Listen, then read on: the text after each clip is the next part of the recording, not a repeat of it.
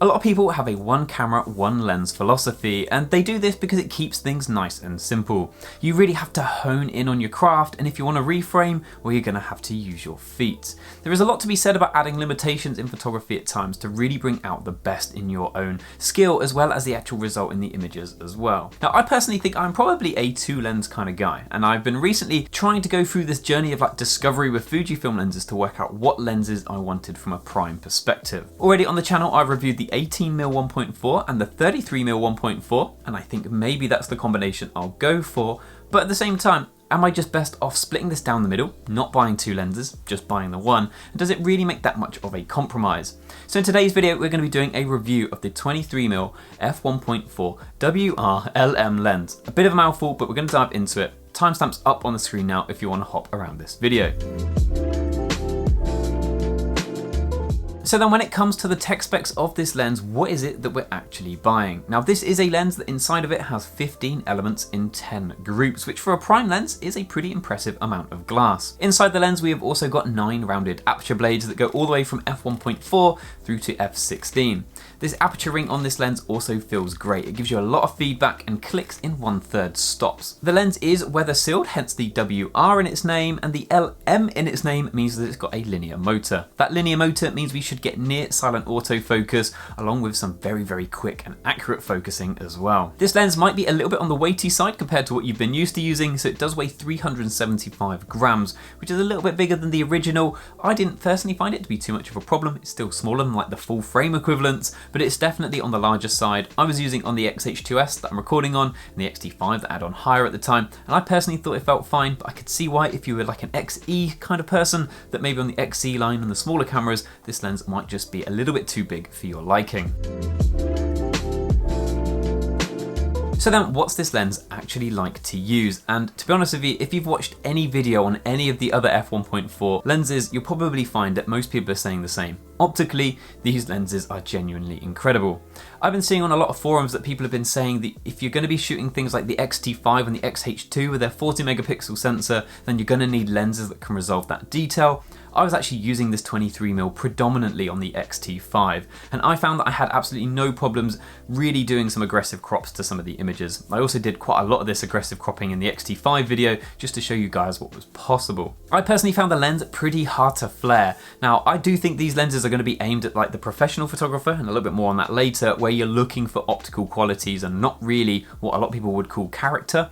A lot of people might say this is a characterless lens, is that a word? Characterless lens, where it doesn't show much character because optically it's so great. If you are somebody that likes using lens hoods, I think the lens hood would obviously help with flaring even more if that's possible, but I do think the lens hood is a little bit on the big side, and that was the same with the other primes that I've tried as well.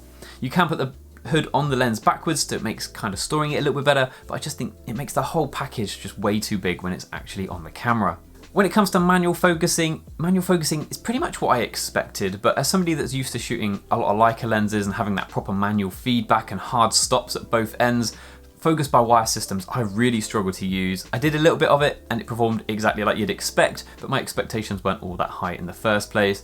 Cameras like the X-H2S with their updated EVFs definitely make focus peaking far easier, and it's definitely doable, but that whole focus by wire, infinite scrolling of the focus ring is just something I've never really got used to. In terms of autofocus, I honestly think the autofocus of the modern cameras and these modern lenses when it comes to Fuji are now scrapping with the big boys. I genuinely think Fuji has upped their game now that we're really bringing the fight to Sony and Canon. Even if they're that little bit better, I don't think it's enough of a difference now for anyone to really worry about it. I used eye autofocus a lot during the time I had it, conscious that I am using the better cameras here, the X-T5 and the X-H2S, but eye autofocus was amazing, nailed pretty much every single photo, even with Claire moving as well. If you're wondering about this lens from a weather sealing point of view, I did accidentally test it. I mentioned this in my X-T5 video as well, but we were stood at the beach kind of overlooking the sea. I was looking through the EVF of the camera and I didn't realize quite how close a wave was, and it kind of broke off the steps in front of me and got me, the X-T5 and this 23mm lens absolutely soaked. The lens, the camera was absolutely fine. If anything, I moaned about it more than either of them two things did. So I'm not condoning that you go out and test the weather sealing of your lens, but at the same time, the lens definitely survived this encounter with an awful lot of water hitting it at the same time. And I think in some ways, all of these new Fuji primes are becoming a bit boring to review because they are just great lenses. It's really hard to take the lens and point out anything that's wrong with them that isn't just immediately obvious anyway. They're expensive and they weigh a little bit more because they're a little bit bigger than the previous ones, but the autofocus is amazing, optical qualities are amazing, they're weather sealed, they've got linear motors. Like genuinely, when it comes to these lenses, I don't think you're going to be disappointed. However, I'm not sure that any of these lenses are for everyone, and we're going to talk about that bit next. These new f1.4 lenses are very, very good, but at the same time, they are pretty expensive.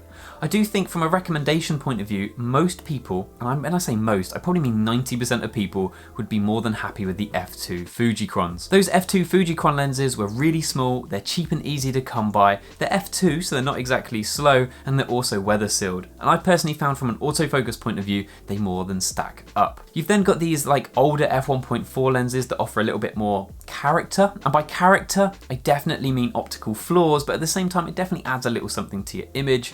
And then you've got these brand new f1.4, very expensive, but arguably extremely good lenses. But I definitely question how much value that actually offers to most people. As a pretty good example, this 23mm f1.4 lens I think costs £700 or £800 at the minute.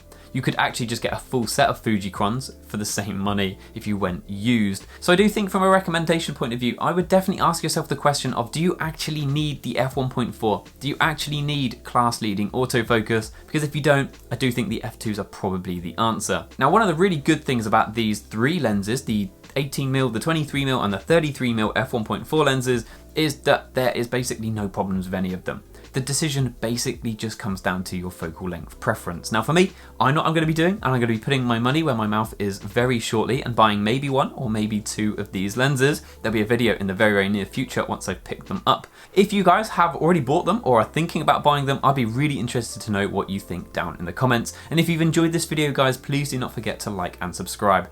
Thank you for watching, and I hope to see you in the next one. Cheers.